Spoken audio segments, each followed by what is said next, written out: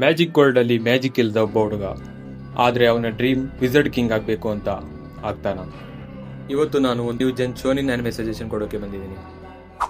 ನೀವು ಜುಜುತ್ಸು kaizen, ನರುಟೋ, demon slayer ಅಥವಾ ಮೈ hero academy ಇವುಗಳಲ್ಲಿ ಯಾವುದಾದ್ರೂ ಒಂದು ನೋಡಿದ್ರು ಕೂಡ ಬ್ಲ್ಯಾಕ್ ಲವರ್ ನಿಮಗೆ ಡೆಫಿನೆಟ್ಲಿ ಇಷ್ಟ ಆಗುತ್ತೆ.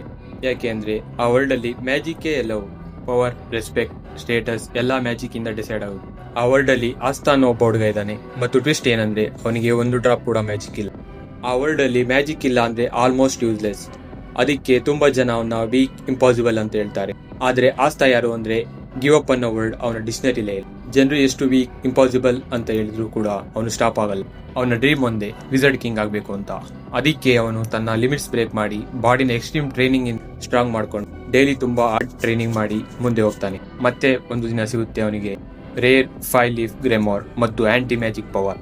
ಮ್ಯಾಜಿಕ್ ವರ್ಲ್ಡ್ ಅಲ್ಲಿ ಮ್ಯಾಜಿಕ್ ನೇ ಡಿಸ್ಟ್ರಾಯ್ ಮಾಡಬಹುದಂತಹ ಪವರ್. ಆದ್ರೆ ಸ್ಟೋರಿಲಿ ಇದು ಮಾತ್ರ ಅಲ್ಲ, different kingdom, powerful magic knights ಮತ್ತು ಡೆವಿಲ್ಸ್ ಇಂದ ಬರುವ ಡೇಂಜರಸ್ ಪವರ್ಸ್ ಕೂಡ ಇದೆ. ಅಲ್ಲಿಂದ ಸ್ಟಾರ್ಟ್ ಆಗುತ್ತೆ ಒಂದು insane rise story, full of fights, rivals, friendship ಮತ್ತು ಕ್ರೇಜಿ ಮೂಮೆಂಟ್ಸ್ ಜೊತೆ. ಸೊ ನೀವು hard work versus talent story ಇಷ್ಟಪಟ್ರೆ ಬ್ಲ್ಯಾಕ್ ಲವರ್ ಡೆಫಿನೆಟ್ಲಿ ಟ್ರೈ ಮಾಡಿ. ಈ ರೀಲ್ ನಿಮ್ ಫ್ರೆಂಡ್ಸ್ಗೆ ಶೇರ್ ಮಾಡಿ, ಮತ್ತು ಬ್ಲ್ಯಾಕ್ ಲವರ್ ಬಗ್ಗೆ ಇನ್ನೂ ಫ್ಯಾಕ್ಟ್ಸ್ ಬೇಕಾದ್ರೆ ಕಮೆಂಟ್ ಮಾಡಿ.